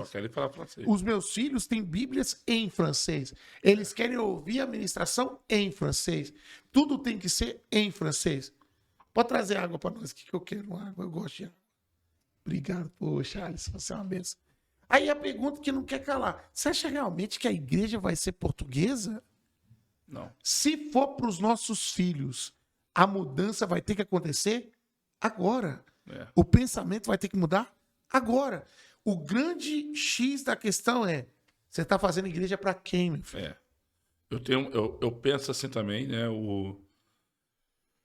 A igreja que eu construo hoje, que eu sou hoje, não vai servir para os meus filhos. Não vai. Então, não presta. Eu acredito, é o que eu tenho investido minhas forças. Isso foi até pregado, acho que hoje, pelo Gilberto Luiz. Se eu não investir nessa juventude que está vindo por aí, eu perco meus filhos. Porque os próximos pastores dos meus filhos serão franceses. E vai ser essa juventude. Não, e eu vou dizer uma coisa para você. Eu não sei se... pelo fato de eu ter crescido aqui. Eu cresci nessa coisa de crescer no mundo europeu e viver numa bolha de igreja brasileira. São dois mundos completamente diferentes. Só que chega um momento que você fala assim, não quero. Se fosse pelo menos... Eu me lembro, cara, que eu ia para a igreja suíça porque eu não suportava ouvir português. Aí eu ia lá para o encontro dos jovens, lá para o encontro das crianças, lá para o acampamento de lá, porque eu gostava mais. Meu filho Samuel, esses dias foi para um acampamento de igreja suíça e falou assim, opa, é tão mais tranquilo, é tão melhor. Por quê? Porque eu entendo mais. Então assim, eu acredito hoje, e é uma das coisas que eu não sei se você percebe, mas todos os nossos pastores amigos em comum estão tendo a mesma situação com os filhos. A mesma situação. Pastor Jackson está com o filho dele nos Estados Unidos já. A cultura totalmente inglesa, inserido completamente no inglês. Totalmente. Ele não tem conexão nenhuma com o brasileiro. Quando o filho do pastor Jackson vir para a Europa de novo, que eu creio que daqui a pouco, não vai ser brasileiro. Ele não vai nem se encaixar no meio deles. Entendeu? Nossos filhos, de verdade, não vão ter nada. É uma preocupação nossa. Nada dos brasileiros. Aí a pergunta que não quer calar, será que a gente vai ficar nutrindo eles com a cultura brasileira ou a gente vai trazer uma cultura do céu e do reino para que eles, na língua que Deus trouxe eles? Porque se Deus tem plano pra gente, Deus tem plano pra eles. Com certeza. Minha mãe não tinha noção que um dia eu pregaria em francês. Minha mãe, durante o tempo todo de pastora, só pregou em português. Isso aí. Hoje, eu prego em francês. Meu filho amanhã, você acha que ele vai pregar o quê? Isso aí. Então, tem que ter uma mudança de mentalidade. Eu acho que a primeira coisa é, você tem que assumir sua identidade. Eu sou pastor espanhol, então vai comer paella, meu filho. Vai viver como os espanhóis. Vai estar com os espanhóis. Eu sou português. É português, pai? Então tu vai comer leitão, pai. Tu não vai ficar com teu restaurante brasileiro. Sai do Rio. Tá entendendo? Vai pra lá. Eu amo pastor Cício por isso. Pastor Cício é inserido na cultura, né? Aí você vê pastores brasileiros inseridos. Eu acho que engraçado que de todos os pastores europeus que eu visitei, no ano passado eu visitei todos os países. Você viu que eu fiz uma visita geral, né? De todos os pastores europeus que eu visitei, os pastores que são mais adaptados ao país são os portugueses. Por incrível que pareça. Porque todo mundo chega lá com essa historinha. Não, português é mais fácil. Coisa nenhuma. Portugal é mais fácil. Portugal é mais fácil porque é português. A língua brasileira não tem nada a ver com a língua portuguesa. Muito diferente. A cultura portuguesa não tem nada a ver com a cultura brasileira. O brasileiro lá chega lá, ele já começa a falar pá, ele já tá ali, pá, não tá... Mas você não acha também igual a gente aqui na França? A gente tem um costume de falar ça va. Então você acaba tendo uns vícios de linguagem. Sim, mas só que pela tua convivência, pelo teu dia a dia. Vício de linguagem não vai fazer com que um pastor diga e faça, por exemplo, como no caso, eu vi o bispo Rogério fazendo uma pregação toda voltada numa Bíblia portuguesa, com textos portugueses, com a fonética portuguesa. Não é só um vício de linguagem, entende? É intencional. Por exemplo, a gente não vê, por exemplo, na Espanha, pastores brasileiros querendo fazer fonética espanhola. Entende? Quando você vai, por exemplo, em países como a França, a Suíça ou a Alemanha, são mais difíceis. O povo é mais difícil. Eu acho que o segundo país mais adaptado de pessoas que eu tenho percebido e que eu tenho acompanhado é a Alemanha. Porque os pastores lá, Mark Schub, a Assembleia de Deus lá, todo em alemão. Os louvores são em alemão, tudo em alemão, e vai acontecendo. Pastor Roslin e a maioria dos italianos também já estão, né, inseridos nessa cultura. Cristiano de Lugano, a igreja dele, toda brasileira, mas toda ela fala italiano, o culto é em italiano e tudo mais. Então, assim, eu não gosto da ideia. Uma coisa também que eu queria falar, que eu não quero também ser extremista. Sim.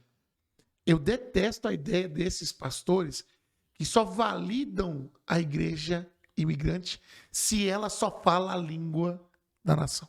Ridículo. Ridículo. Tem gente que despreza até a igreja. Ridículo. Porque... Ridículo. E vou até falar para pastores do Brasil quando vierem para cá. Não façam, não cometam esse erro. É burrice. É burrice. Por quê? Porque tem brasileiro aqui. É simples assim. Tem brasileiro aqui. Por exemplo, lá na Genebra... Que precisa ser salvos. Alcançados. Pronto. E outra, se fosse para ficar... E não só brasileiros. Portugueses, cabo-verdianos, angolanos, moçambiquinos. Se fosse para ficar na língua do povo, só do povo, ou naquela capa do povo, então ele tinha contato com o europeu, não com o brasileiro. Entendeu? Então, assim, o cara quer usar o brasileiro para entrar, mas não quer que o brasileiro... me ajuda, né? Me ajuda. Chega a ser... É bobo, é bobo isso. Então, assim, o que eu digo não é orgulho, e não deveria ser orgulho nosso, ter uma igreja completamente francofônica, ou francófona, ou lusofônica, ou hispanofônica, ou anglofônica. Não deveria ser orgulho, deveria ser natural. Sim. E como também deveria ser natural, a gente ter coração para receber todo imigrante. Isso, todo. Então, para mim, ter um culto em português não tem problema. Ter um culto em português e em outras línguas não tem problema. Mas o problema para mim de ter o culto é que a gente foca só nisso. E a gente acha que tem que ser isso. Aí eu fiz uma pergunta esses dias para um pastor. Fiz uma pergunta, eu vou fazer para você. Você conhece alguma igreja americana no Brasil que é relevante, que só fala inglês? Não. Americana? Você conhece alguma igreja japonesa no Brasil que tenha mais de 4 mil membros? Não. Que só fala japonês? Não. Que lá você come sushi na porta da igreja? Não. Olha que coisa incrível. Você já viu alguma igreja sueca lá no Brasil que só fala em sueco e os pastores falam sueco e tudo é sueco? Não. Mas a maior denominação pentecostal do Brasil foi feita por suecos. A maior denominação batista do Brasil foi feita por americanos. Eles não sabiam falar português. Mas eles não inseriram a linguagem deles. Sabe o que é mais chocante? E eu vou liberar agora uma pancada de líder aqui. Daniel Berg e Gunavrin, quando começaram a pregar em português, eles não sabiam falar português. Não sabiam falar português. Mas nenhum brasileiro disse, Que portuguesinho horrível que você tem. Ao contrário, eles estão se esforçando para falar a nossa língua. Não tem ninguém na face da terra que não veja alguém se esforçando em falar na sua língua, que não consiga ter empatia. A gente mesmo. Chega agora um gringo aqui agora e fala e tenta falar boa noite. A gente derrete. Você acha que o europeu pensa como? Você acha que o europeu fica olhando pro acento, o sotaque que você tem falando? O europeu ele vai olhar pelo teu esforço. Ele vai ver e falar assim, meu Deus do céu, esse brasileiro vem lá do Brasil para falar comigo na minha língua. Ele tá se esforçando para falar aqui. É outra coisa. Aí eu faço essa pergunta. Se o Brasil tem as maiores denominações internacionais do mundo, todas elas trazidas para o português, por que a gente quer sair do Brasil com as denominações que os europeus plantaram na gente para voltar na Europa e ficar falando português? Não faz sentido. Desculpa, mas não faz sentido. O cara vem... Não, presta atenção. O cara sai da Suécia, irmão. Você tem noção? Você tem noção? IKEA. IKEA, gente. IKEA. Tudo lá escandinavo. Não tem nada a ver com a cultura, com a linguagem, com português. O que tem a ver sueco com português? Mas ele vai lá e abre uma igreja debaixo de uma árvore. E hoje tem 60 milhões. Aí eu pergunto pra você, você acha realmente que a gente falando a nossa língua, vivendo a nossa cultura, a gente vai ganhar 40 milhões aqui? Ter que transferir. Ou a nossa igreja tem a visão dos patriarcas antigos, né? Os americanos, por exemplo, que iam lá para os ribeirinhos, lá no norte do Brasil, e falavam a língua, né? E aprendiam português. Cara, ou a gente não vai viver. Mas, ao mesmo tempo, isso significa o seguinte. Nenhuma dessas igrejas, o pastor deixou de ser quem ele era. Sim. Por exemplo, as igrejas batistas têm uma cultura americana. Não tem a linguagem, mas tem uma cultura. Sim. Presta atenção nisso aqui. As igrejas assembleanas têm uma cultura. Tem uma cultura sueca. Terno e gravata, você acha que veio da onde? Da Suécia. Da Europa. Da Suécia. Por quê? Europeu, Por quê? Por quê? Te explico por quê. Sim. Porque aqui é frio. Aqui é frio. Agora, o que tem a ver um brasileiro com 40 graus botando terno e gravata? E ainda no norte do Brasil. Faz sentido. Mas os suecos, naquela época, era traje costumeiro deles. Era costume. Aí, olha que coisa incrível. A gente precisa aprender e definir aqui, Joe, que linguagem não tem nada a ver com cultura. Aqui eu chego no final do meu pensamento.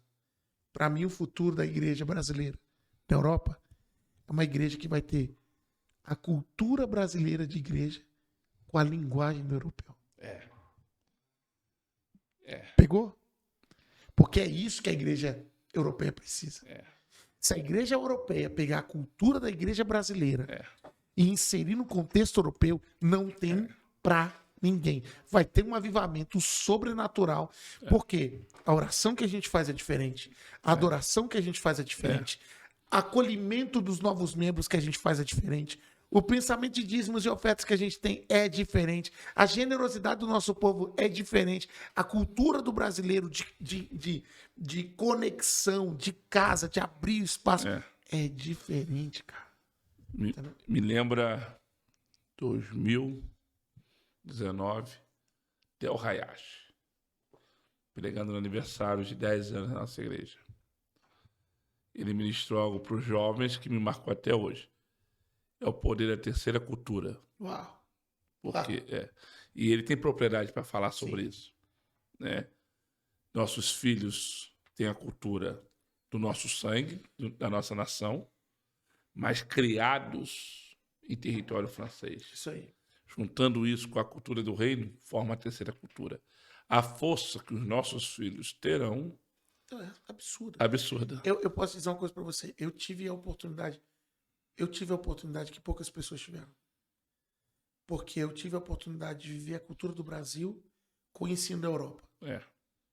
É. Eu penso diferente. Sim.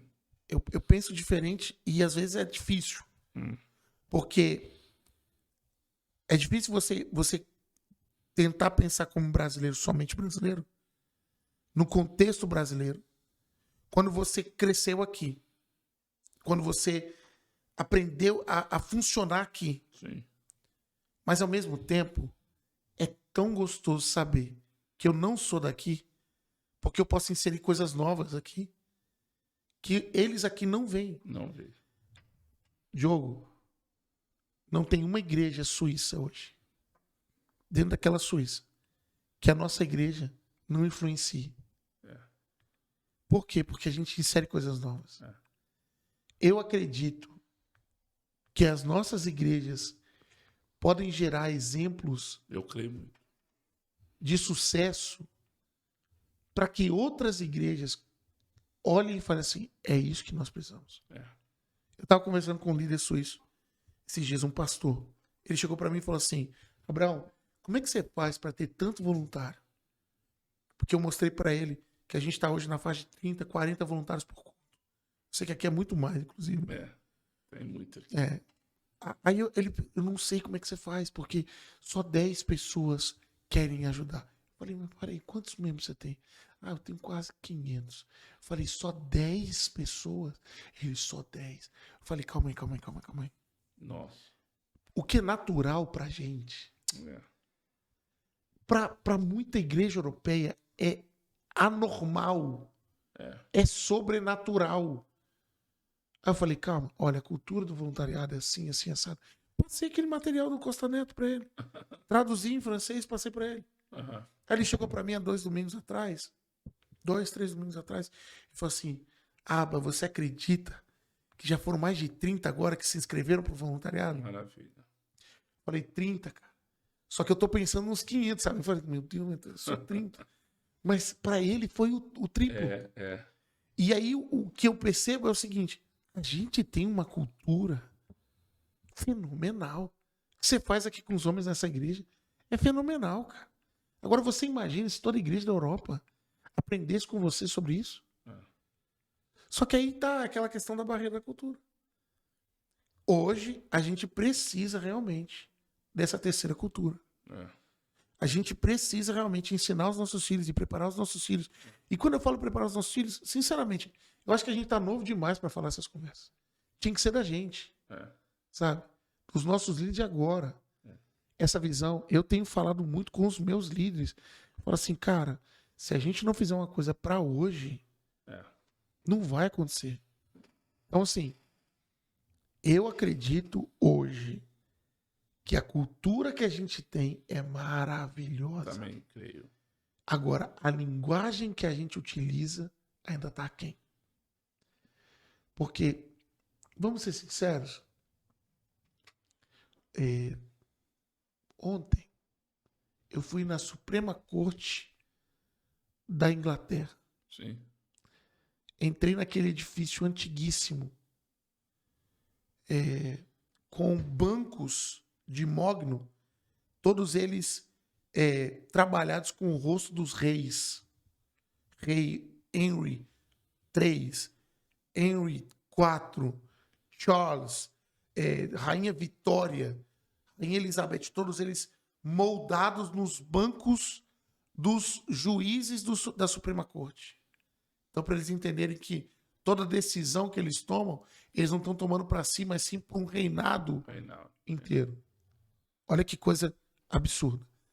Aí eu parei, eu falei assim, qual é a igreja que cabe a esse povo? Qual é o mensageiro ou o evangelista que vai ganhar esse povo? Quem é que vai ganhar? O prefeito de Sevran. Qual é a igreja que vai tocar?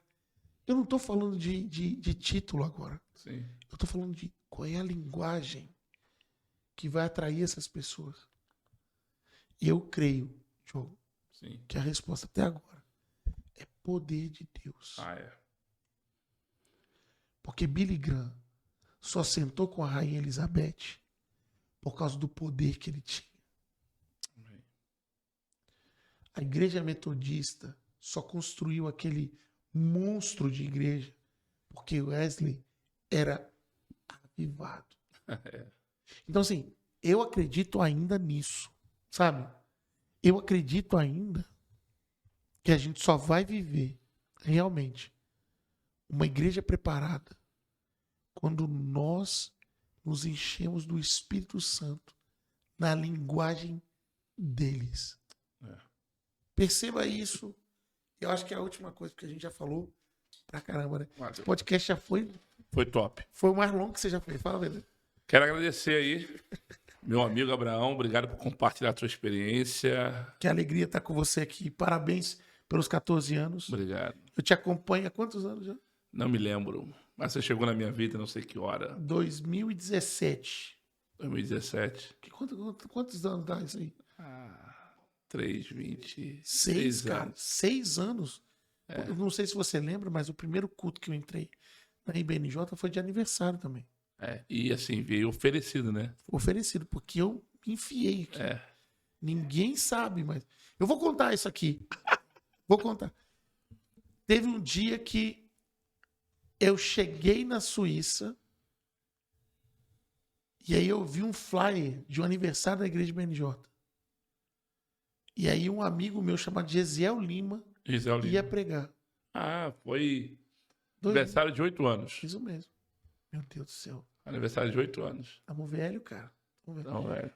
E eu falei para Deus, eu queria conhecer Paris. Mas eu queria conhecer Paris pela família de Deus. Porque eu já tinha vindo aqui só para fazer turismo. E eu me lembro que eu falei, poxa, mas eu queria conhecer mesmo assim a família de Deus em Paris. As igrejas em Paris e tal. E aí eu fiz essa oração.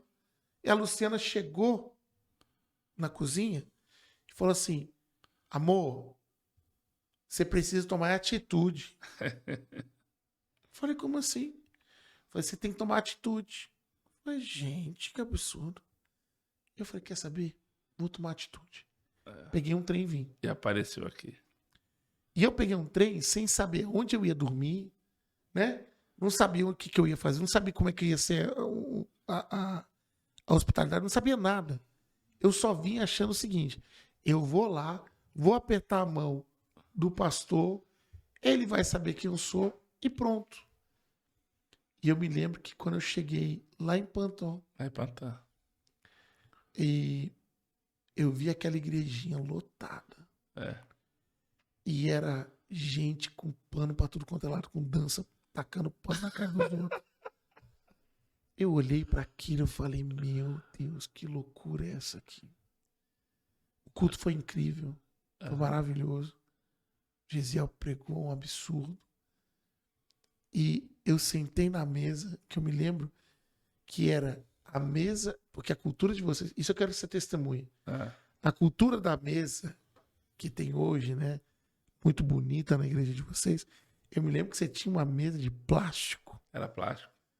Era o que tinha. Era o que tinha, né? A gente, como que era muito pequeno a igreja. Você lembra que era a sala das crianças, A sala das crianças. slash Isso. a sala do...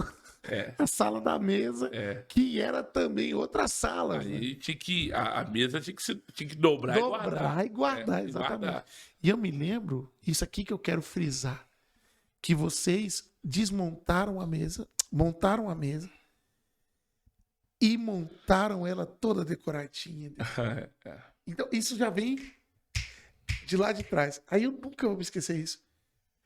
Vocês prepararam a comida, todo mundo comeu junto. E eu falei assim, meu Deus do céu, que povo bom, cara. A gente ficou até 1h30 batendo papo, dando risada, dando gargalhada, como até, né, hoje, agora mesmo, 3 horas da manhã, 4 horas da manhã. 4h11 da manhã. Pra quem for ver, ninguém vai saber. Quase 2 horas. Ele tá 4 horas da manhã fazendo podcast. E eu nunca vou esquecer que Deus falou comigo naquela mesa. E eu falei com você aquele dia. Falei, cara, você vai ser grande. E você vai ser grande por causa disso aqui. Comunhão. E eu hoje tenho a honra, né? E o privilégio de ser teu irmão, teu amigo, teu chato, né?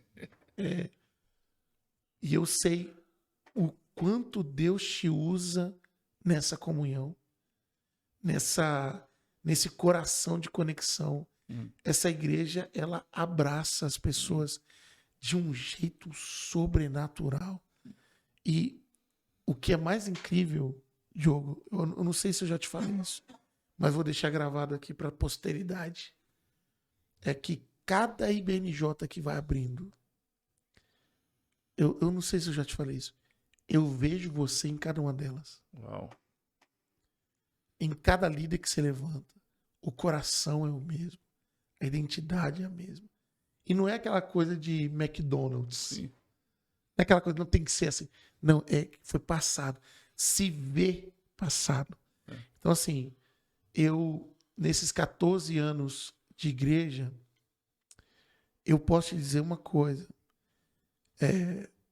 Eu, como teu irmão na fé, teu amigo pastor, eu tenho cada vez mais ficado orgulhoso do teu trabalho, do teu coração, da tua família, da tua igreja. Mas além disso, eu fico extasiado porque Deus vai fazer pelo futuro. Porque hoje, vendo o Gilberto pregando ali e tal, eu parei, eu olhei, eu vi essa igreja, eu falei, meu Deus, que trabalho lindo. Então, eu quero te parabenizar por ter dito sim. Hoje eu vejo a Natasha sendo uma apóstola. Sim. Hoje eu vejo Leandro, Guilherme, Hudson, tantos outros, né? Alisson chegando aí. Tantos outros que eu vou pecar. Eu sei que eu já vou faltar um com o nome aqui. Que abraçaram essa igreja, abraçaram essa causa. Estão trabalhando de maneira sobrenatural.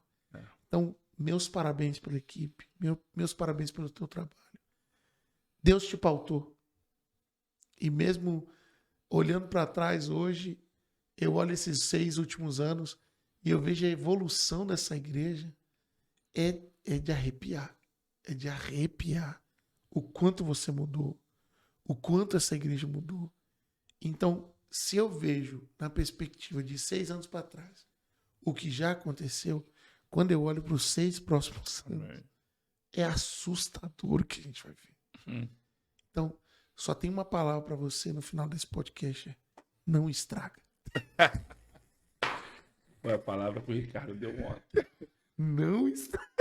Não atrapalha, porque o Espírito Santo tá Não atrapalha, exatamente. Não atrapalha porque tá lindo. Só continua. Só continua. Só continua. Obrigado. Obrigado, meu irmão. Nem sei o que eu falo. Obrigado. Vai lá, obrigado. Eu acho assim, eu já cheguei a falar sobre isso. Para mim, o que está sendo especial nesse aniversário de 14 anos é que só tem amigos. Só. Verdade, né? E aí virou uma bagunça isso aqui. É uma bagunça, eu quero ver. Quero ver amanhã, vai chegar mais um. No sábado chega outro. Só é amigo, né? Só amigo. Então é gargalhada, é brincadeira, é conversa. E obrigado, Abraão, mais uma vez. Obrigado a você, obrigado a BNJ, obrigado a todos vocês. E eu quero aqui, ó, um presente. Meu Deus, presentinho, dos nossos patrocinadores. Quem são os patrocinadores? Vamos lá. fazer um merchan agora, bora. Isso, ó. Atelier da Tia Si. Tia Si? Ela faz o quê? Ó, bordados, Meu Deus. camisa, Olha. cadeado. Olha. E ela que veste o pastor Guilherme Chartres. Que isso, gente? Ela. Tia Si? Tia Si. Tia Si, você que quer comprar o material da Tia Si, tem site? Ó, deixa eu ver se tem site. Tem o telefone. Tem telefone? Tem o Instagram, vamos lá. Bora, o Instagram, o arroba dela, Atelier. Ó, anota aí, arroba, bota aí depois da edição, hein? É isso aí, Atelier. Underline. Tia. Si. Underline Si. Tia underline Si. S-I-H. S-I-H. Isso. Então é Si. E agora as nossas xícaras ofertadas. Essa é a xícara com a... patrocinada. Que é isso? Pega isso aqui. Meu Deus, foca nessa câmera aqui. Meu Deus. Olha essa câmera, gente. Ó, essa câmera não, essa caneca. Essa caneca, olha isso Dá o aqui. seu Gente. nome aí, Abraão. Meu nome é, Aba Santos. é personalizado. Aí é brabo. Aí É a é brabo. Persolive. Quem é que fez essa xícara? Essa caneca? Persolive. Persolive, mugs personalizados. Olha aí, você pode fazer. Brabo. Você pode fazer invitation, souvenir, canecas, convites. Que isso? Bota o arroba aí também, né? Arroba. Arroba perso.live. Pronto. Pronto. Brabo. Que lindo, hein? Ficou bonito mesmo. Lindo isso aqui. Parabéns. Eu gostei porque eles já colocaram na estação que eu vou pregar. Eu vou pregar na estação do outono, não é isso? Olha aí. Olha aí. Meu Deus, esse povo inova. É brabo, é brabo, é brabo. Isso aqui é IBNJ, meu povo. Esse aqui é IBNJ, meu irmão. Meu Deus do céu. Obrigado, gente. Valeu, valeu. Tamo junto. Deus abençoe. Fique ligadinho aí. Deus abençoe vocês. Muito obrigado. Obrigado a vocês. Um beijo para minha igreja. Meu arroba é @abasantos. E também a nossa igreja é @Joá, né? Joá, que é alegria, né? Exatamente. Joá Church Global. E no nosso site é joá.church. Oh, coisa Recebe isso aí. Recebe a inovação, não é mais .com. Olha aí. Agora é joá.church. Você pode encontrar lá mensagem, identificação sobre você. Deus abençoe. Beijo pra vocês. Beijo. Peraí. Também tem mais outro merchan. Outro merchan. Eu sou desses. Se você quer saber mais sobre reforma protestante, a gente não falou. E nem Cara, a falou. gente fez Mas foi 2 gostoso. horas. Quanto tempo a gente já tá falando? Foi bastante tempo. 1h40 a E gente não não falamos falou sobre sobre- reforma Que é protestante. o teu assunto. Que esse é o meu assunto. Aí tem que fazer outro podcast. Vai ter que fazer outro. A gente faz um parte 2. Será que vai rolar? É. Se bater 1000 likes, eu faço parte 2. Rapaz. Olha aí, Deus. Então, presta atenção. Se você quer um tour da reforma na cidade de Isso. Genebra, se você quer conhecer a história da igreja reformada e também da nossa história, né? A igreja, eu quero convidar você a entrar agora no @ReforTour. Refor_Tour. Vai colocar aqui, por favor. Coloca aqui para nós. @Refor_Tour. Lá você vai ter todas as informações. A gente faz tours para grupos de igreja, caravanas para Israel, grupo de jovens, adultos, até crianças. A gente fez agora um grupo de crianças, coisa mais linda. Você pode encontrar agora no Instagram. Nós estamos fazendo um tour e é simplesmente o seguinte: é uma experiência espiritual para que você entenda que na Europa tem herança espiritual para o futuro. Então, você que quer aprender mais sobre a história da igreja, se você quer aprender um pouquinho mais sobre a sua história, eu te convido para Genebra. Bem-vindo a Genebra. Eu quero te apresentar a melhor cidade do mundo. É isso aí, meu povo. Ó, compartilha, se inscreva, Isso aí. aperte o sininho para tu receber notificações. Aqui é IBNJ Cast. Fique com Deus. Tchau, tchau. Tchau.